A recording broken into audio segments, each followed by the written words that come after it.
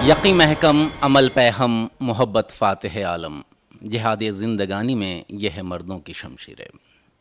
कुछ शख्सियात ऐसी होती हैं जो अपनी कारगुजारियों से, अपने कारनामे से लोगों को एक पैगाम देती हैं। वो एक ऐसा पैगाम जिससे लोगों को फ़ायदा पहुँचे, जिससे आम लोगों की ज़िंदगी में खुशहाली आए। हम आज ख़ास मुलाकात में एक ऐसी ही शख्सियत से मुलाकात आपकी कराने जा रहे हैं जो कि ना सिर्फ एक शायर हैं, एक अच्छा दिल रखते हैं, बल्कि एक प्रशासनिक अधिकारी हैं, आईपीएस अधिकारी हैं। जी हाँ, हम बात कर रहे हैं आज आईजी कैसर खालिद जी से। जानेंगे उनकी ज़िंदगी के बारे में, जानेंगे उनकी शायरी के बारे में और बहुत सारे सवालात होंगे एक ख़ास मुलाकात में आईजी कैसर खालिद जी से। सबसे पहले तो आपका बहुत बहुत स्वागत है हमारे कार्यक्रम। शुक्रिया, मेहरबानी। मन की हारे हार, मन की जीते जीत, कौन सी ऐसी बात थी, कौन सी ऐसी बात आपको प्रेरित की जो आज आप आईपीएस हैं? मैं समझता हूँ कि हर आदमी पे समाज का एक बड़ा कर्ज़ होता है। हमने समाज से, अपनी सोसाइटी से इतना कुछ लिया होता है अपनी ज़िंदगी के सफ़र में कि उसको उतारना बहुत ज़रूरी होता है।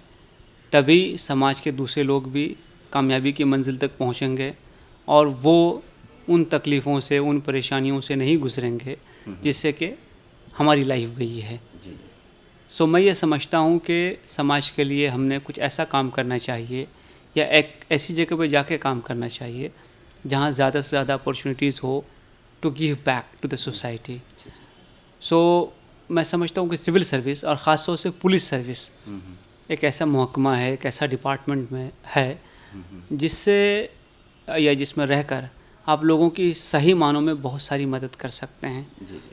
अब मैं अगर आज ही बताऊं, सुबह से जो लोग मेरे पास आए हुए हैं, अब एक आदमी के साथ चीटिंग हो गई, वो तशरीफ़ लाए। एक आदमी को कॉलेज में कोई प्रॉब्लम है, वो आए। कई फ़ोन्स आए लोगों के। तो हर रोज़ बहुत सारे 20 ऐसे लोग आते हैं जिनका कहीं ना कहीं कोई काम अटका रहता है, कहीं एक्सेस नहीं मिल पाता है उनको, कहीं उनके साथ इंसाफ नहीं होता है, उनकी तकरार नहीं सुनी जाती है, या उनके केस पे जितना वो चाहते हैं कि ध्यान दिया जाए या जितनी उनकी उम्मीद होती है उतना ध्यान शायद ना दिया जाता हो, तो वो आते हैं। तो उस एतबार से मैं समझता हूँ कि ये महकमा और ये डिपार्टमेंट और ये सर्विस एक यूनिक सर्विस है जिसमें कि आप रियली पब्लिक सर्विस को अंजाम दे सकते हैं, लोगों की मदद कर सकते हैं, उनके आंसू पोंछ सकते हैं, उनके चेहरे पे मुस्कुराहट ला सकते हैं। सो इस वजह से ये नौकरी मैंने चुनी। चला जाता हूँ हंसते खेलते मौजे हवादिस से, अगर आसानियाँ हों ज़िंदगी दुश्वार हो जाए। यहाँ तक पहुँचने के दौरान बहुत सारी जदोजहद से आपको गुज़रना हुआ होगा, बहुत सारी मुश्किलातों का सामना करना पड़ा होगा। वो सफ़र कैसा रहा, कहाँ से शुरुआत हुई आपकी और किस तरीक़े से आप आगे बढ़े बचपन से लेकर अब तक? हमारा जो बचपन था 1970s और 80s को भी मैं बचपने के दौर ही मानता हूँ। वो बिल्कुल एक डिफरेंट सा वर्ल्ड हुआ करता था। हमारी ज़मीनें थीं, ज़मींदारी थी, बहुत सारे खेत थे जहाँ पे खेती होती थी, लहलहाते सरसब्ज़ शादाब खेत थे। हमारी तरफ तो धान की, जूट की, गेहूँ की, मकई की, ये बहुत सारी फसलें हुआ करती थी। सो आपको मालूम है कि 80s का जो बिहार था उसमें उतना ज़्यादा डेवलपमेंट नहीं था, स्कूल्स कम थे, गाँव में तो और भी कम हुआ करते थे, टीचर्स की क्वालिटी शायद उतनी अच्छी नहीं थी और वहाँ पढ़ने के लिए बहुत ज़्यादा रिसोर्सेज भी नहीं थे। और ये कि पढ़कर ज़िंदगी में आप बहुत कुछ कर सकते हैं, बदल सकते हैं, शायद वो कंसेप्ट भी वीक था। जो पूरा एग्रेरियन इकोसिस्टम था बिहार का उस वक्त, उसमें ये बात थी कि कोशिश कीजिए अगर कुछ हो जाए, छोटी मोटी नौकरी मिल जाए तो मिल जाए, नहीं तो फिर तो खेत है ही, ज़मीन है ही, उसी को उपजाना है। और बहुत एक दूर तक का सपना नहीं देखते थे कभी। और हमेशा ये लगता था कि शायद वो हमारी पहुंच से बाहर है। लेकिन मुझे सपने देखने की आदत थी। मैं हमेशा ये सोचता था कि दुनिया में जो बेहतरीन है या मुल्क में जो बेहतरीन है वो कैसे हुआ, कैसे बना। जब आप लाइफ हिस्ट्रीज़ पढ़िएगा, जैसे लाल बहादुर शास्त्री जी की आप हिस्ट्री पढ़िए, तो वो तो गंगा, उनके पास पैसे नहीं हुआ करते थे, स्कूल उनका दूसरी तरफ था और बीच में गंगा नदी बहती थी। तो वो सर पर किताब बांध कर तैर कर स्कूल जाया करते थे और वहाँ पढ़ाई किया करते थे। इसी ढंग से बहुत सारी हिस्ट्रीज मैंने पढ़ी, तो मुझे ये लगा कि अगर आदमी के अंदर जज्बा है, उसके दिल में वो कन्विक्शन है, उसमें मेहनत करने की सलाहियत है और वो ख्वाब देखता है, वो सपने देखता है, तो उसका रास्ता कोई नहीं रोक सकता है। सो उस माहौल से निकलने का भी फ़ैसला किया, लेकिन इस शर्त पे कि हमारा जुड़ाव कभी उससे टूटेगा नहीं। सो हमारे ननिहाल में एक ठीक ठाक सा मिडिल स्कूल हुआ करता था, और मिडिल स्कूल भी लड़कियों का मिडिल स्कूल था, लेकिन लड़कियों चूँकि बहुत कम पढ़ती थी तो उसमें उनको इजाज़त दी कि लड़कों का भी एडमिशन आप कर लीजिए। सो वहाँ पे मेरा एडमिशन करा दिया गया और 1st to 7th मैंने उस स्कूल से पढ़ाई की। वहाँ पे मुझे बहुत अच्छे टीचर्स मिले और उन्होंने बहुत इनकरेज किया मुझे पढ़ने के लिए, आगे बढ़ने के लिए। स्कॉलरशिप के एग्ज़ाम दिलाई, क्लास 4th से मुझे स्कॉलरशिप मिलनी शुरू हो गई।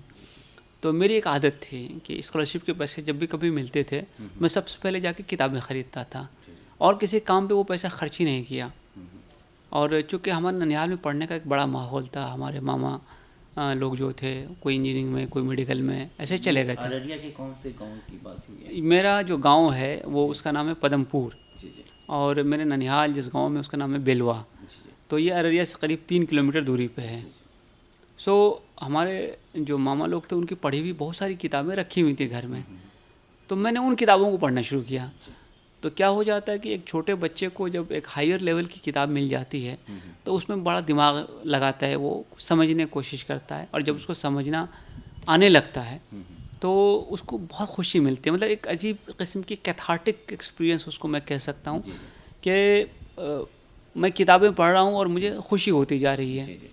मैगजीन्स आती थी तो उस ज़माने में बहुत सारे हुमा, हुदा, फिर पाकिस्तान चल तो बाद में आया, 20वीं सदी हुआ करता था, शम्मा हुआ करते थे, खिलौना हुआ करता था, निगार हुआ करती थी।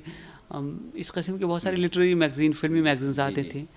तो उनको जब पढ़ने लगा तो और जहन खुलने लगा, और जैसा मैंने पहले अर्ज़ किया था ना कि सपने और देखने की आदत बढ़ गई कि दुनिया में कहाँ कुछ क्या हो रहा है, और हमारे अलावा भी एक दुनिया है या बहुत सारी दुनियाएं हैं जो हमसे बहुत अलग सी भी हैं और मिलती जुलती भी हैं। तो उन अलग सी दुनियाओं में जाना, वहाँ के लोगों को देखना, उनसे मिलना जुलना और उनकी जो अचीवमेंट है उसके लेवल की अपनी अचीवमेंट हासिल करना, मुझे लगता है कि वो एक बहुत बड़ा मोटिवेटिंग फैक्टर था।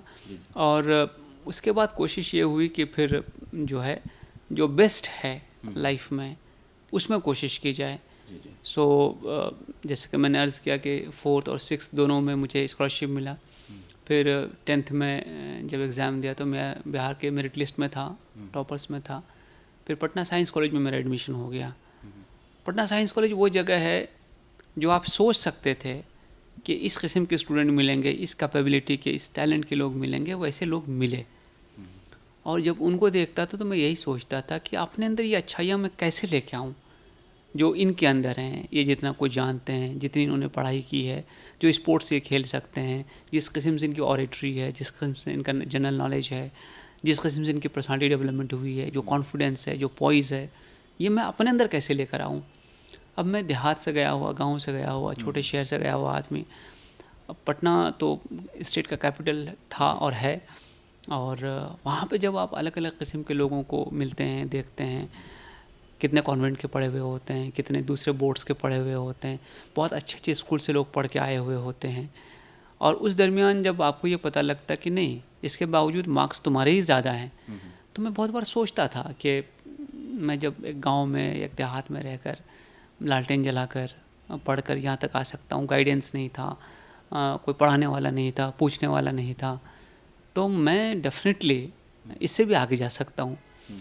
तो मैंने गौर करना शुरू किया कि इनमें अच्छाइयाँ क्या हैं और उन अच्छाइयों को मैं कैसे अपने अंदर लेकर आऊँ।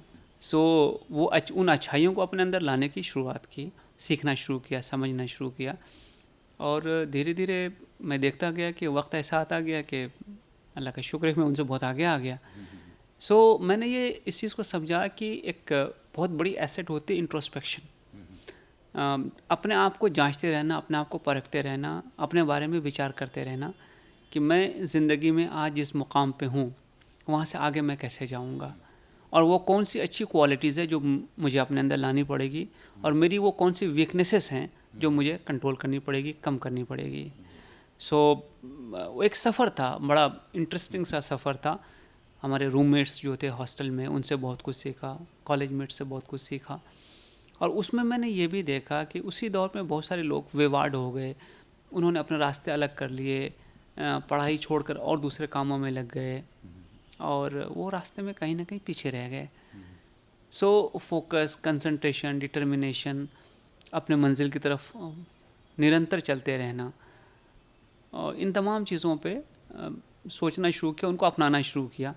और जब भी मौका मिलता था तो किसी अच्छे आदमी की सोबत में जाके बैठता था, उनकी बातें सुनता था, उनको देखता था, अच्छा लिटरेचर पढ़ता था। तो धीरे धीरे क्या हुआ कि वो सफ़र जो है वो आसान होने लगा। और जैसा मैंने अपने किसी इंटरव्यू में भी जिक्र किया है कि सीनियर्स मिले बहुत सारे अच्छे। तो एक सीनियर ने तो ये सजेस्ट किया कि बेटा +2 में, 11th-12th में ग्रेजुएशन की, और ग्रेजुएशन में पोस्ट ग्रेजुएशन किताब पढ़ना शुरू करो। अब उस वक्त बड़ा ये अहमकाना मशवरा लगता होगा, लेकिन मैंने सोचा कि अगर ये हमसे ज़्यादा पढ़ा लिखा है, हमसे सीनियर है, तो ज़रूर कोई ना कोई बात इनके अंदर रही होगी। तो शुरू में जब पढ़ना शुरू किया तो ऑब्वियसली वो मुश्किल था, हार्ड था, टफ़ था, लेकिन जैसे जैसे आप पढ़ने लगेंगे ना तो क्या बात हो जाएगी कि आपको कमांड आने लगेगा। जब आप किसी कंसेप्ट को एक्सप्लेन करेंगे लोगों को, कोई बात करेंगे, तो आपको आपके कंटेम्प्रेरी जो लोग हैं, जो क्लासमेट्स हैं, बैचमेट्स हैं, उनसे ज़्यादा नॉलेज हो जाएगी, और उसका एडवांटेज होता है, उसका फ़ायदा होता है, आप चीज़ों को बेहतर समझते हैं। तो उस एतबार से मैंने पढ़ना शुरू किया। बड़ी मेहनत लगी, बहुत कोशिश करनी पड़ी, लेकिन वो कर लिया। तो फिर चूँकि जैसे मैंने आपको कहा था कि सपने देखना बहुत ज़रूरी है, तो कहाँ जाना है ज़िंदगी में, तो हमेशा ये ख्याल था कि समाज में इनजस्टिस बहुत ज़्यादा है, हमने एक ऐसी सर्विस को ज्वाइन करना चाहिए जहाँ पे रहकर आप लोगों को इंसाफ दिला सकें, इनजस्टिस को रोक सकें, उनके हक़ की लड़ाई लड़ सकें। पुलिस सर्विस से बेहतर कोई सर्विस नज़र नहीं आई। ख्याल ये किया कि नहीं, अपने को इसी में जाना है, और इसीलिए जब सिलेक्शन हो गया तो हमने फिर एग्ज़ाम भी नहीं दिया, और कोई ख्वाहिश भी नहीं की दूसरी सर्विस की, इसी में जुटे रहे। इनफैक्ट वहाँ उस ज़माने में बिहार में एक बड़ा कंसेप्ट हुआ करता था कि +2 साइंस से करने का है, उसके बाद ह्यूमैनिटीज़ पढ़ना चाहिए, वो सिविल सर्विस के लिए बेटर है। अब हमने भी सोचा कि यही कर लेते हैं।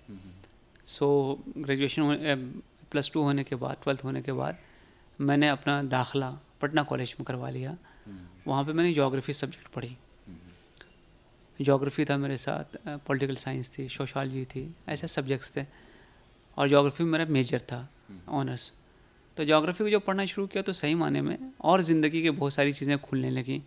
जिस चीज़ को हम देखते हैं वो वहीं क्यों है, ऐसी ही क्यों है, कौन से प्रोसेसेस हैं, कौन से फैक्टर्स हैं। तो पढ़ाई क्या होता है कि ये ना सिर्फ कि आपको आगे बढ़ने में मदद करती है, बल्कि आपके जहन के दरवाज़ों को खोल देती है, आपके दिमाग को ना वुसअत देती है, आपके विजन को बढ़ा देती है। और अच्छी पढ़ाई सही माने में आदमी को इंसान बना देती है। तो फिर वहाँ से जो है वो सफ़र आगे चलता रहा। तो फिर उसके बाद दिल्ली भी आपका जाना हुआ, दिल्ली में भी कुछ? अब जबकि आपको मालूम है कि बिहार में क्या सेशंस लेट होते हैं, तो हमारा तो ग्रेजुएशन का सेशन 2 साल लेट हो गया। तो फिर मैंने कैलकुलेशन किया कि भाई अगर मैं पोस्ट ग्रेजुएशन पूरा करूं तो मुझे कितने अटेम्प्ट के लिए चांस बचता है। तो ऐसा लगा कि कट टू कट हो जाएगा। मैं दिल्ली चला गया, और मैंने वहाँ सिविल सर्विस की तैयारी शुरू की।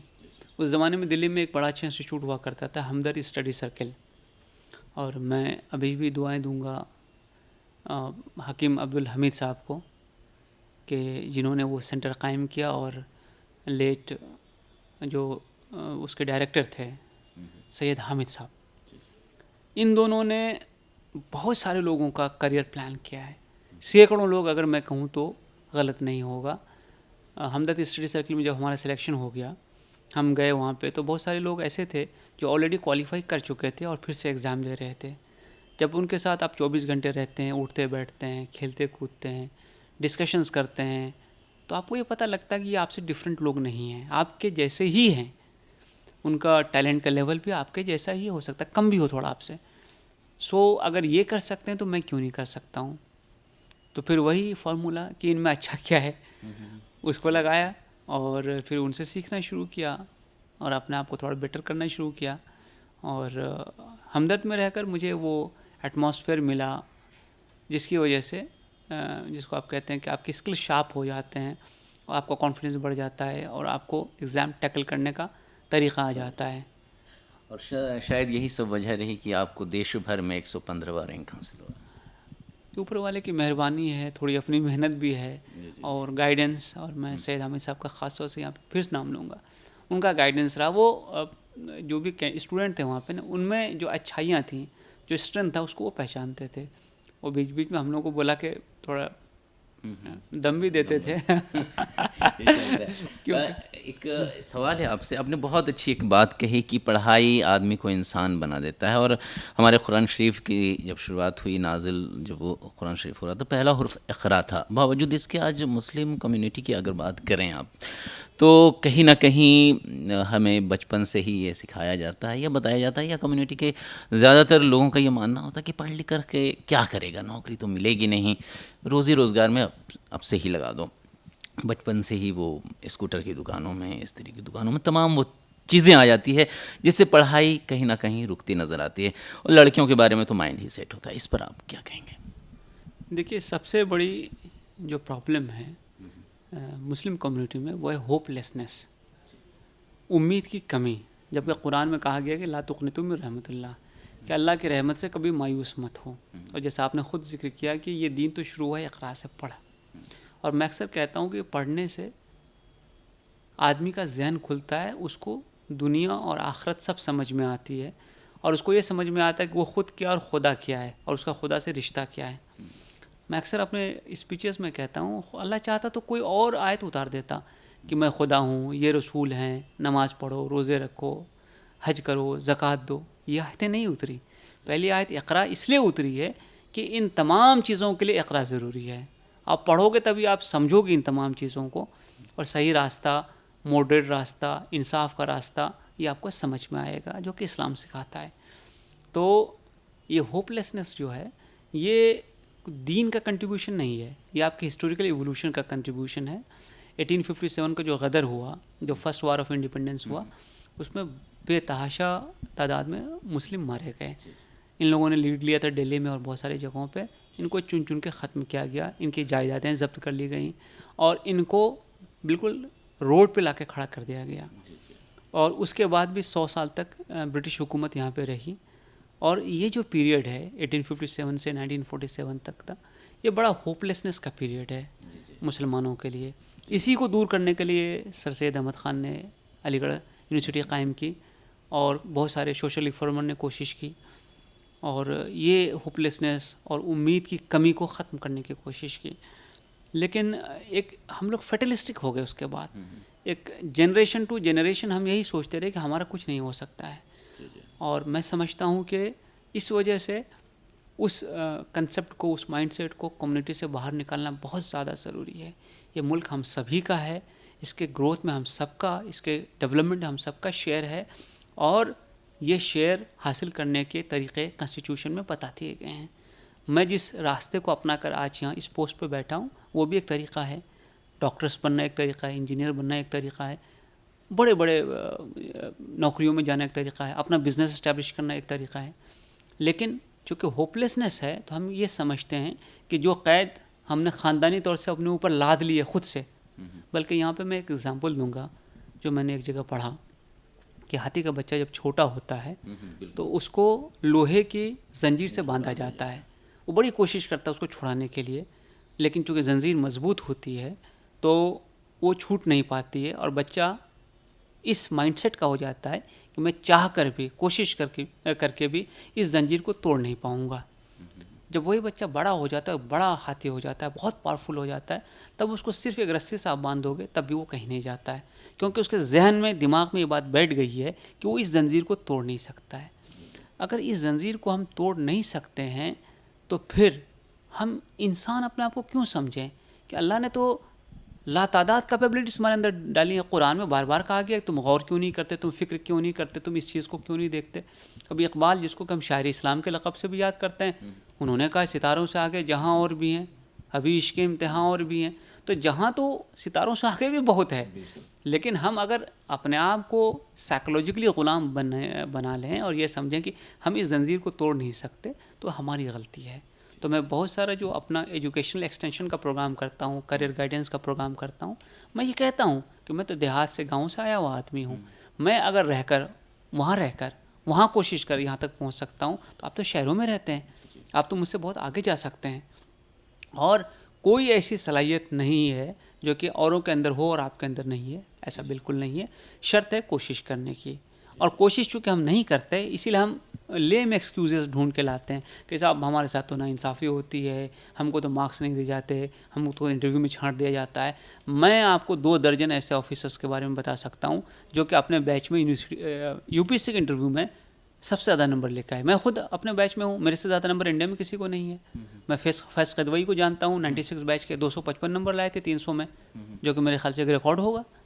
तो बेशुमार ऐसे ऑफिसर्स हैं जिन्होंने कोशिश की और बहुत अच्छा मार्क्स लाए गए। अंसार शेख का भी एग्जांपल देख सकते हैं कि जालना में किस तरीके से गरीबी की हालत में पढ़ करके उन्होंने किस मुकाम तक हासिल किया है।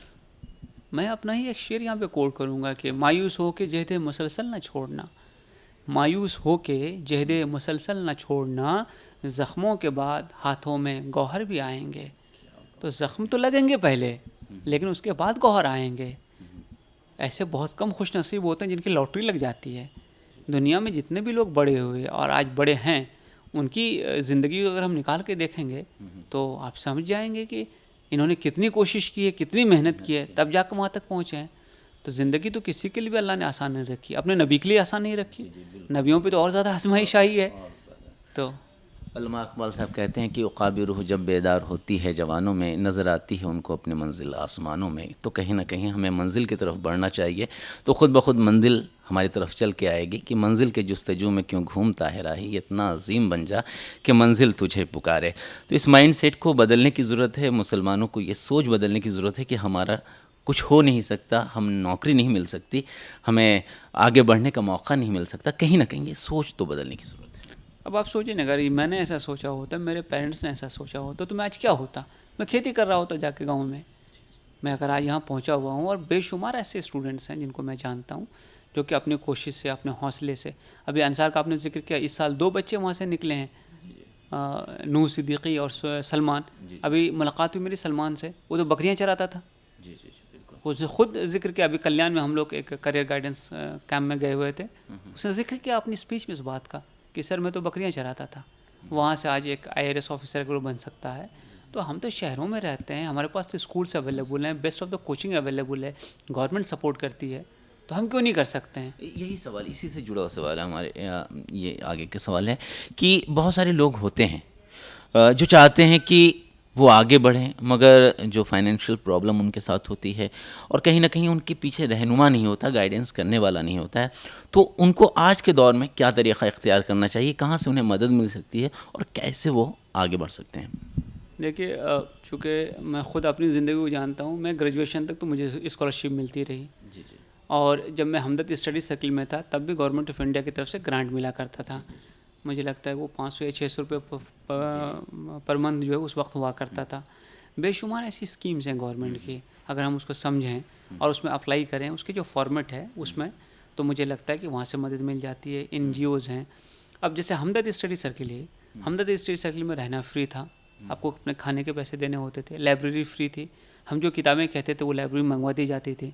तो ये तो सपोर्ट है जिसकी वजह से बहुत सारे लोग वहाँ से निकले। तो इसी ढंग से आज ज़कात फाउंडेशन है, दूसरे लोग हैं, रहमानी सुपर 30 है, वो बहुत अच्छा काम कर रही है। तो ऐसे बेशुमार ये चीज़, ढूंढने वाले को मंजिल मिल जाती है। अगर हम ढूंढना ही नहीं चाहें तो फिर तो मंजिल कहीं नहीं आएगी। वो प्लेटर पे कोई आपको कोई चीज़ पेश नहीं करने वाला है, आपको थाल में पकवान पेश नहीं होंगे, उसके लिए आपको खुद जहद करनी पड़ेगी, कोशिश करनी पड़ेगी। तो ये मैं समझता हूँ कि बिल्कुल गलत ख्याल है कि जो कोशिश करता है, जो मेहनत करता है, उसको सपोर्ट नहीं मिलता है या उसको गाइडेंस नहीं मिलता है। मैं खुद आज के दिन में कम से कम 50 बच्चों को गाइड कर रहा हूँ। वो फ़ोन करते हैं, मैसेजेस भेजते हैं, चाहे मैसेंजर पे हो, चाहे व्हाट्सएप पे हो, चाहे वो मेल पे हो, और बहुत बार जो आसपास के होते हैं मैं उनसे मिलता हूँ, उनसे गुफ्तगू करता हूँ, उनकी पढ़ाई क्या हुई अभी तक, उनका नॉलेज बेस कितना है, फिर उसके हिसाब से उनको सजेस्ट करता हूँ। तो हर जगह पे लोग मिल जाएंगे। अभी कश्मीर में बहुत सारे लोगों ने किया, दिल्ली में बहुत सारे लोग कर रहे हैं, हैदराबाद में कर रहे हैं। तो आप कोशिश कीजिएगा तो आपको ज़रूर गाइडेंस मिलेगा। शर्त है कि आप उसमें लगे रहिए, हौसला मत हारिए। हौसला ज़रूरी चीज़ है कि अगर आप में हिम्मत ही नहीं होगी, अगर आप करना ही नहीं चाहेंगे तो कोई आपको उंगली पकड़ कर नहीं रास्ते पे चला सकता है। शर्त यह है कि आप मेहनत कीजिए, खालिद कैसर खालिद जैसे लोगों से मिलिए, उनकी किताबों को पढ़िए, उनकी जीवनी को पढ़िए, तो खुद ब खुद जो रास्ते हमवार होते जाएंगे, रास्ते खुलते जाएंगे। और शायद यही सब वजह है कि आपके बाद जो है एक सिलसिला बन पड़ा है। और देखते हैं कि आज नौजवान बहुत बड़ी तादाद में, अभी छोटी थोड़ी सी तादाद है मगर बड़ी तादाद में आते जा रहे हैं और एक मिसाल बनते जा रहे हैं। एक सवाल आपसे ये है कि गमों की आँच से आंसू उबाल कर देखो, गमों की आँच से आंसू उबाल कर देखो, बनेंगे रंग किसी पर तो डाल कर देखो, तुम्हारे दिल की चुभन भी ज़रूर होगी कम, किसी के पाँव से कांटे निकाल कर देखो। तो ये शख्सियत रही है आपकी कि आप लोगों के दुख में काम आते हैं। भावनात्मक रूप से अगर लोग, जज्बाती लोग जो आगे नहीं बढ़ेंगे तो कड़े निर्णय नहीं ले सकते हैं। जब कड़े निर्णय लेते हैं तो भावना उसमें शामिल ही होती है। तो कहीं ना कहीं जो आपकी जज्बाती होने का ये अमल रहा कि आप शायर हैं। मैं समझता हूँ कि हर आदमी को हसास होना चाहिए, सेंसिटिव होना चाहिए। और बहुत बार जब कंप्लेंट मेरे पास आते हैं तो मैं अपने आप को उनकी जगह पे रख के सोचता हूँ कि अगर मेरे साथ हुआ होता तो मुझे कैसा लगा होता। और मैं उस वक्त जिस अथॉरिटी के पास जाता तो मैं उनसे क्या एक्सपेक्ट करता कि वो मेरे लिए क्या करें। तो मुझे अपने आप उसका जवाब मिल जाता है कि मैंने इस शख्स के लिए क्या करना चाहिए। सो इसने हमेशा मुझे गाइड किया है। और मैं समझता हूँ कि बुनियादी तौर से हम हैं तो इंसान। मेरा ही एक शेर है जो मैंने लिखा है कि यह है दौरे हवस लेकिन ऐसा भी क्या, यह है दौरे हवस लेकिन ऐसा भी क्या, आदमी कम से कम आदमी तो रहे। तो आदमी को आदमी रहना बहुत ज़रूरी है। उसके अंदर जो इंसान वाली खसूसियात हैं वो होनी बहुत ज़रूरी है। तो इंसान वाली खसूसियात क्या क्या हैं?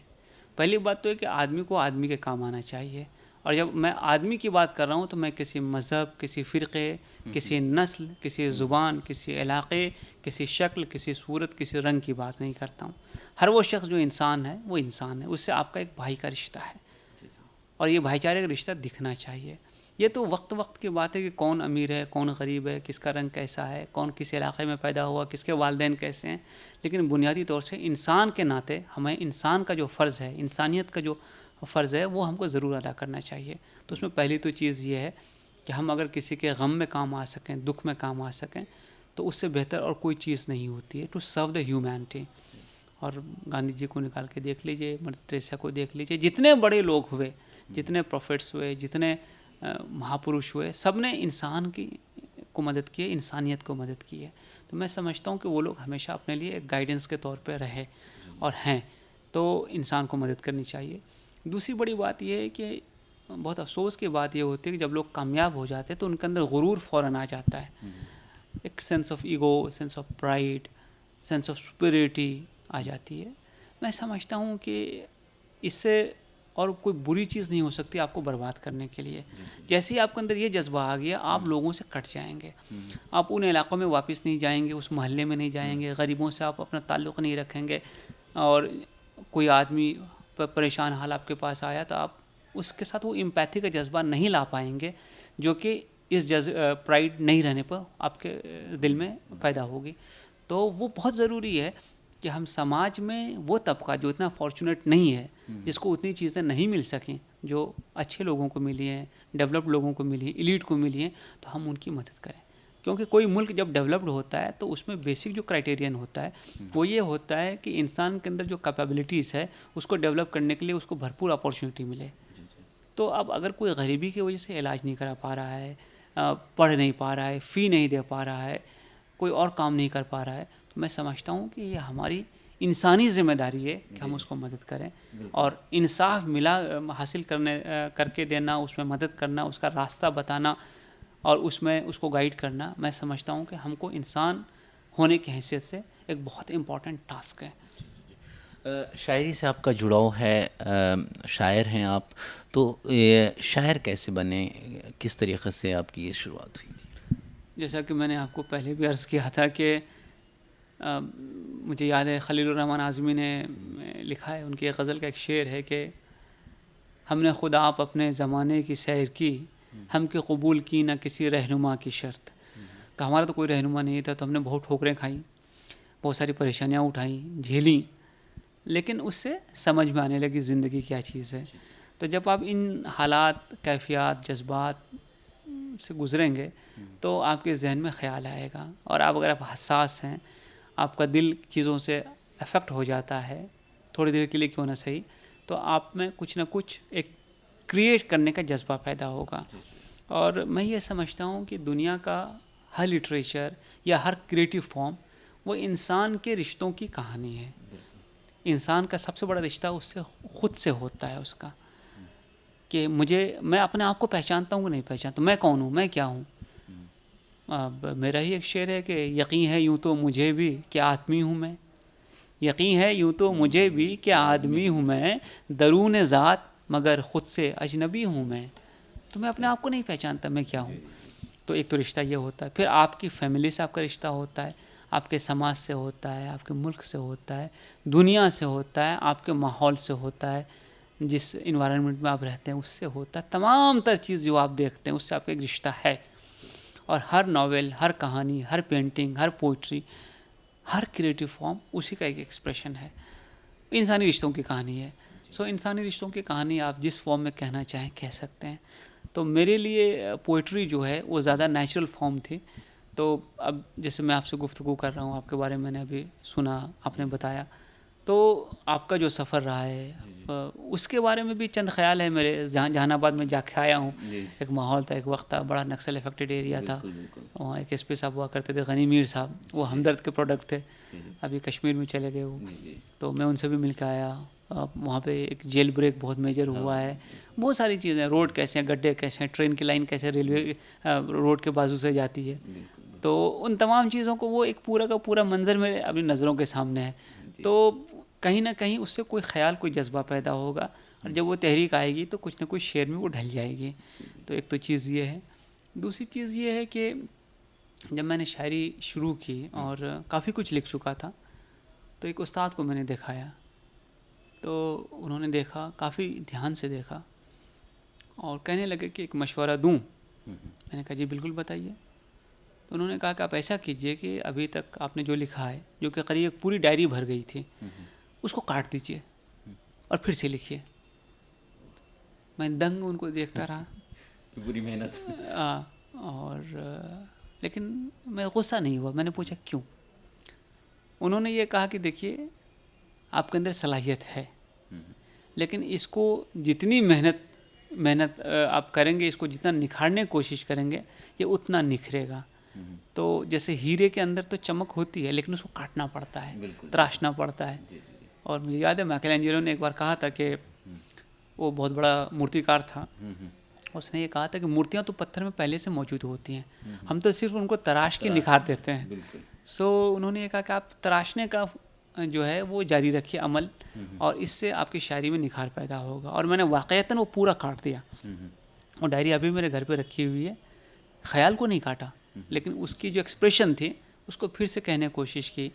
और अल्लाह का शुक्र है कि मेरी 2 किताबें अभी तक आ चुकी हैं, मुझे स्टेट का साहित्य अकेडमी अवार्ड भी मिला हुआ है, और मैं दुनिया के बहुत सारे इलाक़ों में जाकर अपनी शायरी के हवाले से या अपनी पब्लिक स्पीकिंग के हवाले से पढ़ के आया हूँ या गुफ्तगू करके आया हूँ। तो वो एक अमल जो है वो चलते रहता है, चलने वाली दौर है, आगे बढ़ती रहेगी।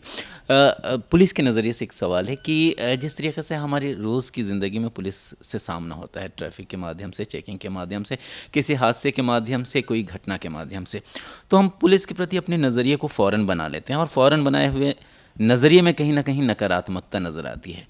तो क्या आपको ऐसा लगता है कि इस छवि को, पुलिस की इस छवि को, नकारात्मक छवि को बदलने की ज़रूरत है, और उसके लिए क्या कदम उठाए जाने की ज़रूरत है?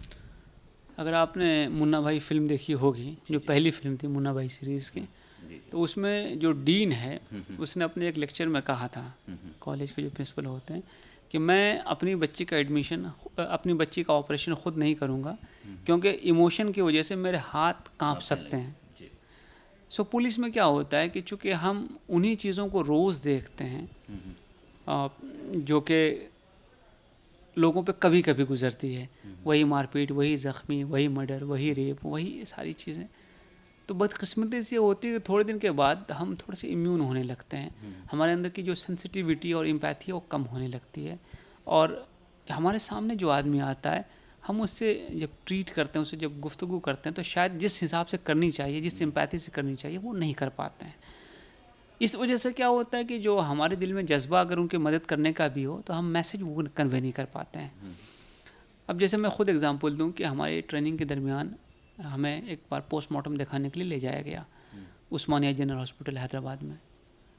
अब आप कभी चले जाइएगा फॉरेंसिक मेडिसिन वार्ड में, तो उनके लिए तो पोस्टमार्टम रोज़ का काम है, तो वहीं लाशें रहती हैं और सब चीज़ वहाँ जमा रहते हैं, उसी में वो खा पी भी रहे होते हैं, उसी में वो अपने ऑफिस का काम भी कर रहे होते हैं।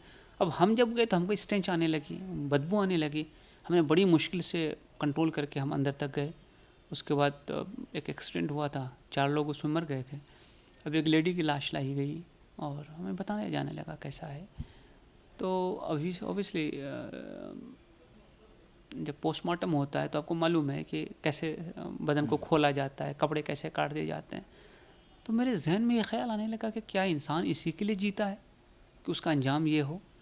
और सच बताऊं वो वक्त मेरे बड़ा मुश्किल का गुजरा मुझ पे, और कई दिनों तक मुझे खाना नहीं खाया गया।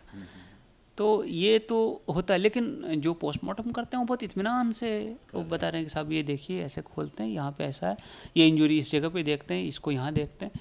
तो अब ये आप देखो कि रिस्पॉन्स में कितना ज़्यादा फ़र्क होता है। तो वही हो जाता है पुलिस में। इसीलिए हम ये कोशिश करते हैं कि हम अपने ऑफिसर्स को, अपने मेन को ट्रेन करते रहें और ये बताते रहें कि हो सकता है आपके लिए रोज़ की बात हो, लेकिन जो आदमी आपके सामने आ रहा है उसके लिए पहली बार है ज़िंदगी में, तो उसके इमोशन का भी ख्याल रखा जाए, उससे प्यार से बात की जाए, उसको एक गिलास पानी पिलाया जाए, उससे मोहब्बत से पेश आया जाए, तो उसका दर्द हल्का हो जाएगा और वो अपने आप को कंपोज करके आपको सही बात बता पाएगा, चीज़ों को और बेहतर ढंग से रिकलेक्ट कर पाएगा। और इसमें लगातार मेहनत की ज़रूरत है, लगातार कोशिश करने की ज़रूरत है।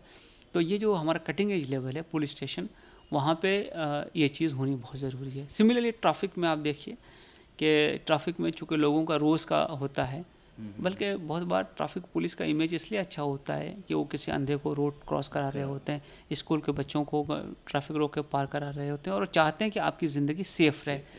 सो उनका एक इम्प्रेशन होता है। लेकिन अगर हमने कोई रॉन्ग इम्प्रेशन सेट कर दिया तो लोगों के जहन में बहुत दिन तक लिंगर करेगा। और हर आदमी अपनी लाइफ टाइम में पुलिस से कितनी बार रूबरू होता है, इसमें भी मुझे डाउट है कि कई लोग ऐसे होते होंगे जिनको ज़िंदगी भर पुलिस से कोई ज़रूरत ही नहीं पड़ी।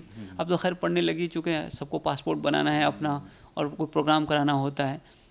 सो पुलिस है क्या, ये तो आपके समाज से आए हुए लोग हैं, हम सब समाज के आदमी हैं। आज मैं यूनिफॉर्म पहना हूँ, अभी जब मैं रिटायर हो जाऊँगा मैं वापस उसी समाज में चला जाऊँगा, उसी का एक कॉमन आदमी हो जाऊँगा। तो मैं हमेशा अपने लोगों को ये बताता हूँ कि भाई इस चीज़ को याद रखना कि एक दिन इस साइकिल से तुम निकल जाओगे, वापस सोसाइटी में जाओगे, उस वक्त तुमको जैसा बिहेवियर एक्सपेक्टेड है आज तुम वैसा बिहेवियर लोगों के साथ करो, तभी तुमको वो चीज़ मिलेगी, वरना मुश्किल है। और मैं एक वाक़या आपको सुना देता हूँ चलते चलते। एक कमिश्नर पुलिस थे, उनके पास एक शख्स थे गए, वो रिटायर्ड डीसीपी थे, वो सब इंस्पेक्टर से प्रमोट होकर आए थे और उन्होंने एक थानेदार की बड़ी शिकायत की कि बड़ा सही आदमी नहीं साहब ये, मैं गया इन्होंने मुझे 2 घंटे बाहर बिठा दिए। तो कमिश्नर साहब को बड़ा ताज्जुब हुआ कि भाई रिटायर्ड डीसीपी अगर गया थानेदार से मिलने के लिए तो उसको फ़ौरन उन्होंने इंटरटेन क्यों नहीं किया। तो उनके बारे में उन्होंने पता लगा, उस डीसीपी साहब के बारे में, तो उनके बारे में ये पता लगा कि जब वो खुद थानेदार थे तो लोगों को 2-2 घंटा बाहर बैठाया करते थे। तो जो बोओगे वही सामने आएगा, तो वही काटिएगा। बिल्कुल, तो इस तरह का मसला है। अच्छा, जुर्म से जुड़े लोगों में और अपराधियों में जो खाकी का खौफ होता है वो दर्शाता है पुलिस का समाज के प्रति समर्पण और लोगों को सुरक्षित होने का एहसास। तो आपकी ज़िंदगी में कोई ऐसा यादगार केस या समाज के प्रति दिया गया योगदान जो आपको ये समझाता है, ये दर्शाता है कि हाँ मैंने अपने समाज के प्रति जिम्मेदारी को अच्छी तरीके से निभाया है? मैंने ज़माने तक अलग अलग डिपार्टमेंट्स में काम किया है। मैं इंडियन नक्सल ऑपरेशन में रहा हूँ 1.5 साल अहेरी में। जी जी। और उस वक्त तो अहेरी एक छोटा सा गांव हुआ करता था। मैं as a matter of policy हर पोस्ट पे महीने में कम से कम 2 बार 3 बार जाया करता था। रातों को वहाँ रुका करता था।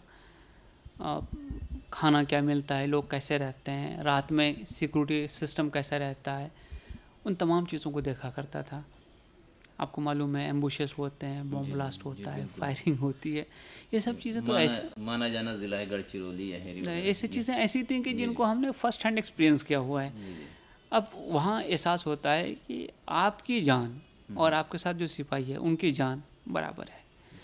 जितना आप उन पर डिपेंडेंट है उतना वो भी आप पे डिपेंडेंट है। इसलिए जितना होशियार वो है उतना होशियार आपने खुद रहना चाहिए। और जहाँ उसकी जान को ख़तरा है वहाँ आपकी जान को भी ख़तरा है। सो जहाँ पे डाउट हो वहाँ जो हम स्टैंडर्ड प्रिकॉशंस लेते हैं, पैदल चलना, रास्ता बदल के चलना, देखते हुए चलना, इशारे में बातें करना, इन तमाम चीज़ों को हमने देखा हुआ है। और वहाँ से लेकर आज तक अगर आज आप देखते हैं कि हमारे से मिलने के लिए अभी भी लोग आते हैं, मदद मांगते हैं। जब वो आते हैं तो उनको सीधा मेरे पास एक्सेस है, मैं उनकी बातें सुनता हूँ। तो कहीं ना कहीं ये क्रेडिबिलिटी तो मैंने बनाई है अपने 22 सालों के काम में, जिसकी वजह से लोग आज भी जुड़े हुए हैं। और आज अच्छे खासे लोग मुझे फॉलो करते हैं और लोग चाहते हैं कि उनके प्रोग्राम्स में आऊँ। उनके अभी एक बड़ौदा से सुबह एक बंदा आया हुआ था, उसकी एक परेशानी थी। अब यहाँ उसने आके पता लगाया होगा, मुझे किसी ने एक मैसेज किया कि इनके साथ ऐसा हो गया है। मैंने कहा उनको भेजो, फिर उनसे जो भी मदद हो सकती थी वो मैंने कराई। तो ये देखिए कदम कदम पे ऐसे एक्सपीरियंसेस आते हैं कि जहाँ आपने समाज के लिए कुछ किया होता है, ये समाज आपके लिए कुछ करता है। और आज भी अगर मैं समझता हूँ कि मैं इस डिपार्टमेंट में एक अच्छे रिपूटेशन, एक अच्छे नाम के साथ काम कर रहा हूँ, तो इसकी बुनियादी वजह यह है कि मैंने पब्लिक के साथ अपना कॉन्टैक्ट हमेशा बनाए रखा है। और जहाँ पे भी मैंने काम किया, अगर आप जाएंगे पूछेंगे तो आपको 2 अच्छी बातें मेरे बारे में लोग बताएंगे। जी जी जी। So, यानी आपका सरल स्वभाव, मधुरभाषी होने के नाते लोगों ने जो आपको तवज्जो देनी चाहिए थी, जो लोगों के दिलों में आपने घर करना चाहिए, वो आपने अपना योगदान दे दिया है। पिक्चर में अक्सर दिखाया जाता है, अक्सर देखने को मिलता है कि किस तरीके से पॉलिटिकल प्रेशर होते हैं, पब्लिक प्रेशर होते हैं पुलिस अधिकारियों पर। क्या आपने ऐसे प्रेशर को महसूस किया है, ऐसे दबाव को महसूस किया और उनसे निपटा किस तरह? ये सवाल अक्सर लोग करते हैं, लेकिन मैं इसमें ये कहना चाहूँगा और जो मैंने महसूस किया है कि अगर आप एक्सेसिबल नहीं हैं, लोगों से नहीं मिलते हैं, उनकी शिकायतें नहीं सुनते हैं, उनकी मदद नहीं करते हैं, तो फिर लोग मजबूरन दूसरे से लोगों के पास जाएंगे जो कि आपको फ़ोन कर सकते हैं, जिनका आपके पास एक्सेस है, और वो आपको बताएंगे कि जो है साहब ये काम देख लीजिए। तो मैं ये समझता हूँ कि हम लोग एक एडमिनिस्ट्रेटिव सिस्टम में काम करते हैं जहाँ हर आदमी का एक रोल है। एक रोल आपके पॉलिटिकल रिप्रेजेंटेटिव का है, एक रोल एडमिनिस्ट्रेटिव मशीनरी का है, एक रोल एनजीओज़ का है, एक रोल पब्लिक की दूसरी तंजीमें हैं उनका है। और मैं समझता हूँ कि आप अगर एक्सेसिबल रहे और आप में लोगों के पास मदद करने का जज्बा रहा, तो लोग आप वो किसी के पास जाएगा, वो रेफ़र कर नहीं उनके पास चले जाओ, वो साहब मदद करते हैं। और आपकी एक रिपूटेशन ऐसी हो जाती है कि नहीं, इनके पास जाने से मेरी सही माने मदद होगी और मुझे सच्चाई से बताया जाएगा कि भाई आपके केस में क्या चीज़ है।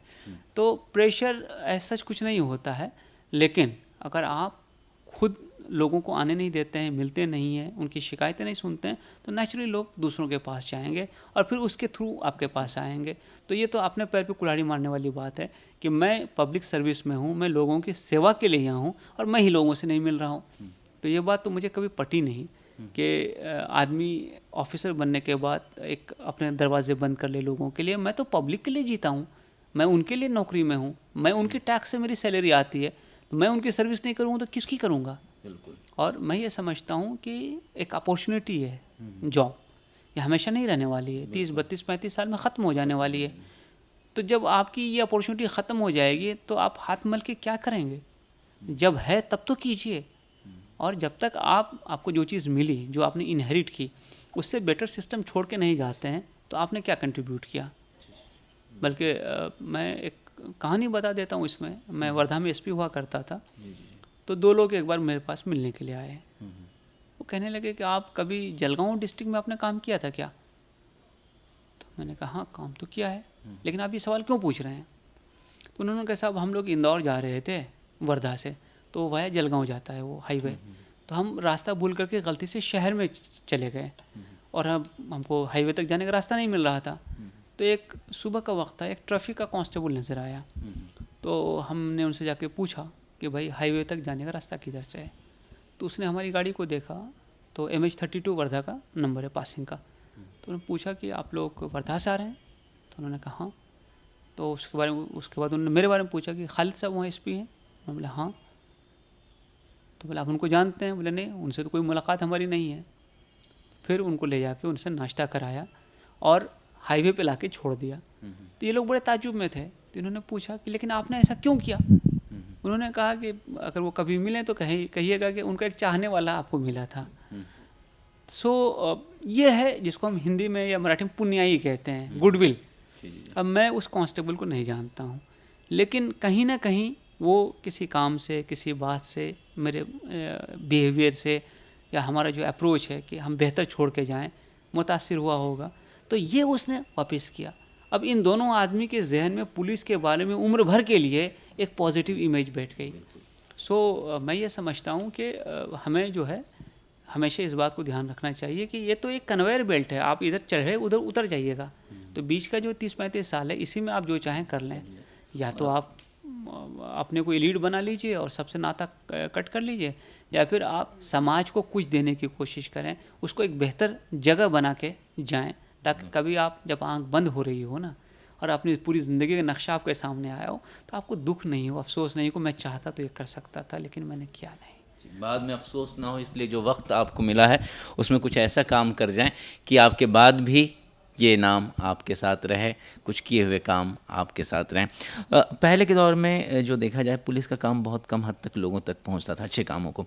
मगर आज का ये सोशल मीडिया का जो दौर है, वो पुलिस की पहुंच आम लोगों तक बहुत आसान बना चुका है। और कहीं ना कहीं यही वजह है कि आज जो हैं पुलिस अफसर युवाओं के रोल मॉडल बनते जा रहे हैं। जैसे आप शिवदीप लांडे की बात करें, मनु महाराज की बात करें, या फिर बहुत सारे ऐसे ऑफिसर हैं, तो आप भी उनमें से एक शामिल हैं। तो सोशल मीडिया ने कहाँ तक इस किरदार को, अपनी भूमिका को निभाई? देखिए, सोशल मीडिया जितना पॉजिटिव है उतना निगेटिव भी हो सकता है। जहाँ अच्छाई तुरंत फैलती है वहीं बुराई भी तुरंत फैलती है। लेकिन अगर आपकी जड़ ना हो ना, तो आप बड़ा पेड़ कभी भी नहीं बना सकते। तो आप मीडिया में कुछ भी देख लें, लेकिन जब आप सामने आइएगा और हमको उससे अलग पाइएगा, जो इमेज आपने मीडिया में देखी है, तो आप बहुत ही डिससेटिस्फाइड होकर वापस जाइएगा और 10 आदमी को बताइएगा। तो मैं समझता हूँ कि सबसे ज़्यादा ज़रूरी ये है कि हमारा जो बिहेवियर पैटर्न है, हमारा जो अप्रोच है लोगों के लिए, उनके प्रॉब्लम्स के लिए, वो अप्रोच ऐसा हो कि जिसकी वजह से जो भी आदमी आपके कांटेक्ट में, टच में आए, उसके अंदर एक ऑप्टिमिज़म पैदा हो और वो वहाँ से थोड़ा सा सुकून लेके जाए। बिल्कुल, हाँ जी, हम गए थे, मेरी बात सुनी गई, इन्होंने कोशिश की है। और मैं सॉल्व हो ना हो, मगर कोशिश तो ज़रूर की और सही तरीके से। मैं हमेशा कहता हूँ, देखो भाई, सच के 3 बाजू होते हैं, 3 साइड्स होते हैं, तुम्हारा साइड, मेरा साइड और सच का साइड। मैं एक साइड सुन रहा हूँ, मैं इसमें ये करवाऊँगा कि मैं इसकी तफ्तीश करवाऊँगा, इसकी इंक्वायरी करवाऊँगा, और हक़ क्या है ना हक़ क्या है वो पता लगा करके जो हक़ है उसके बाजू में काम किया जाएगा। तो वो आदमी भी इसको राज़ी रहता है, वो कहता है कि हाँ साहब आप बिल्कुल सही कह रहे हैं। तो बहुत इंपॉर्टेंट चीज़ ये है कि आपका एक तो बिहेवियर जो है वैसा हो, दूसरा कि ये कंटिन्यूअस हो। ऐसा नहीं कि आपने 2 टाइम 4 टाइम कर लिया, उसके बाद छोड़ दिया, आप एरोगेंट हो गए, बदतमीज़ हो गए और फिर वो चीज़ जारी रहेगी। और तीसरी बात ये है कि आपकी जो पहचान हो वो आपकी क्वालिटीज़ पे हो, ना कि आपके लुक पे, आपके ड्रेस पे और चीज़ों पे हो। तो मैंने हमेशा कोशिश ये की मेरी पहचान मेरे काम से बने। तो जहाँ पे भी मैंने काम किया, डिस्ट्रिक्ट्स में काम किया है, कमिश्नरेट में काम किया है, स्टेट रिजर्व पुलिस फोर्स में काम किया है, तो वहाँ पे अब मैं एक छोटा सा एग्जांपल आपको बताता हूँ। मैंने कुछ दिन स्टेट सिक्योरिटी कमीशन में काम किया है। आपको मालूम है कि जहाँ पे पुलिस प्रोटेक्शन नहीं मिलता है, वहाँ पे स्टेट सिक्योरिटी कॉरपोरेशन से लोग तैनात किए जाते हैं। मैं 1 महीने के लिए था, तो उस वक्त टाटा मेमोरियल हॉस्पिटल बॉम्बे में है, वहाँ पे 2 से 12 लोगों की मैंने तैनाती कराई उनके सिक्योरिटी के लिए। हॉस्पिटल का बहुत बड़ा कॉम्प्लेक्स है। तो हमारे एक रिटायर्ड कमिश्नर थे, डीजी साहब भी, डीजी भी रहे हाउसिंग, अरूप पटनायक, एक बार वो किसी कैंसर के पेशेंट को लेके वहाँ पे गए, तो उनकी आदत थी कि बल्कि वो कांस्टेबल से बात करते हैं, तो उन्होंने वहाँ जो बच्चे थे सिक्योरिटी कॉर्पोरेशन के उनसे बात की, तो पूछने लगे क्या है कैसा है, तो उन्होंने मेरे बारे में कहा कि खालिद साहब ने हमको यहाँ पे पोस्ट कराया है। उन्होंने मुझे वहाँ से फ़ोन किया, अरे बच्चों से मैं मिला, बड़े खुश थे और तुम्हारा नाम ले रहे थे। तो असल हमारी जो ये कहिए कि हासिल है ना, वो ये है कि अगर हम किसी के काम आ सकें। अब 212 लोगों की फैमिली को रोज़गार मिल गया वहाँ पे। अब छोटी मोटी हमारी कोशिश रही होगी, लेकिन अगर उस वजह से समाज में कुछ अच्छा हो रहा है, किसी का घर चल रहा है, किसी के घर में राशन आ गया, 4 आदमी पढ़ने के लिए चले गए, स्कूल में चले गए, तो आप समझिए कि उसका इम्पैक्ट सिर्फ उस तक नहीं है, उसके बियॉन्ड भी बहुत सारे लोगों तक है। तो मैं कोशिश ये करता हूँ कि अपने काम से अपनी पहचान बनाऊँ। आप बॉम्बे सिटी में देख लीजिए, मैं डिप्टी कमिश्नर पोर्ट जोन में रहा, मैं एडिशनल कमिश्नर ईस्ट रहा, मैं एडिशनल कमिश्नर ट्रैफिक रहा, मैं एडिशनल कमिश्नर एलए रहा। अब कहीं पे भी जाके पता लगाइएगा तो लोग काम के बारे में कहेंगे कि इन्होंने ये काम किया है। तो मैं कोशिश 2 लेवल पे करता हूँ, एक तो पहचान काम से हो और दूसरी पहचान आपके बिहेवियर से हो, कि आपके पास कोई आदमी आए तो उसको लगे कि हाँ ये एक सिविलाइज्ड आदमी है, इससे आप दूसरी बार भी मिल सकते हैं। दूसरी बार जब मुलाकात होगी तो आप रास्ता काट के निकल नहीं जाइएगा। तो बहुत सारे लोग होते हैं जो इग्नोर कर देते हैं, और बहुत सारे लोग होते हैं जो दूसरों के काम में आ जाते हैं, और कुछ ऐसी शख्सियत आपकी है। जिगर मुरादाबादी कहते हैं कि अपना अपना ज़माना आप बनाते हैं अहले दिल, हम वो नहीं हैं जिनको ज़माना बनाया गया। चलते चलते यही सवाल होगा कि आपने वो मकाम हासिल कर लिया जो लोगों की ख्वाहिशें होती हैं, हसरतें होती हैं कि हम यहाँ तक पहुँचे। अगले 5 से 10 सालों में आप और कहाँ पहुँचना चाहते हैं, कहाँ अपने आप को देखना चाहते हैं? मैं ये समझता हूँ कि देखिए करियर का तो एक प्रोग्रेशन होता है जो नेचुरल होता है। आपके बैच वाले जब प्रमोट होंगे तो आप भी हो जाइएगा, लेकिन उसके बियॉन्ड मैं ये समझता हूँ कि हम जिस काम के लिए इस सर्विस में आए, जिसको हम पब्लिक सर्विस कहते हैं, उस पब्लिक सर्विस का सही हक अदा किया जाए, लोगों को इंसाफ दिलाया जाए, लोगों की मदद की जाए। मैं ये भी समझता हूँ और जिसके लिए मैं कोशिश कर रहा हूँ कि समाज में लोगों को एक दूसरे के पास लाया जाए, समाज को जोड़ा जाए। जो हमारा पूरा लिटरेरी इवेंट होता है पासबान अदब मुंबई और जश्न अदब दिल्ली के बैनर के तहत, उसमें हमारा मोटो, हमारा थीम है हारमनी थ्रू लिटरेचर। हम लिटरेचर से समाज को जोड़ना चाहते हैं, लोगों को नज़दीक लाना चाहते हैं, एक प्लेटफॉर्म पे लाना चाहते हैं। अब कल मैं सीएम साहब का एक वीडियो देख रहा था, एटीएस ने बनाई है, उसमें वो शेर इकबाल का पढ़ा गया, मज़हब नहीं सिखाता आपस में बैर रखना। तो अब ये चीज़ें हैं, ये पैगाम है। अगर आप इस शायरी के ज़रिए आदमी को ये बात कहिएगा तो वो फ़ौरन समझेगा। मैं 1 घंटे की स्पीच दूंगा तो नहीं समझेगा। तो मैं कोशिश ये करता हूँ कि जो समाज हमने देखा था, और जब हम पैदा हुए थे 70s में, तब का हिंदुस्तान कैसा था। मैं तो अक्सर कहता हूँ कि तब तो हम होली में वो एक प्रोसेशन टाइप का निकलता था, ढोल लेकर के हम सारे बच्चे पीछे पीछे चलते थे, या दिवाली में मेला लगता था, हम सारे जाके देवी के दर्शन लेते थे और उसके बाद मेले में घूमते थे। तो हमने तो मज़हब की कोई तफरीक देखी ही नहीं थी। हम तो समझते थे हिंदुस्तान वो मुल्क है जहाँ सब लोग मिलजुल के रहते हैं। तो हम वही कोशिश कर रहे हैं कि समाज नज़दीक आए, लोग नज़दीक आए। आज हम बहुत ज़िंदगी में आगे चले गए लेकिन पड़ोसी को नहीं पहचानते हैं। हम 100 फ्लोर पर रह सकते हैं लेकिन सामने कौन है शायद उसके बारे में हमें कुछ पता भी ना हो। तो दिलों की दूरियां बढ़ गई हैं। भले हम ट्रेन में एक डब्बे में हज़ारों लोग क्यों न चले जाएं, एक बोगी में सैकड़ों लोग क्यों न चले जाएं, लेकिन दिलों की दूरियां बढ़ रही हैं, समझदारियां कम हो रही हैं, एम्पैथी कम हो रही है। तो हमारी कोशिश ये है कि हम समाज को जोड़ें, लोगों को जोड़ें, दिलों को जोड़ें।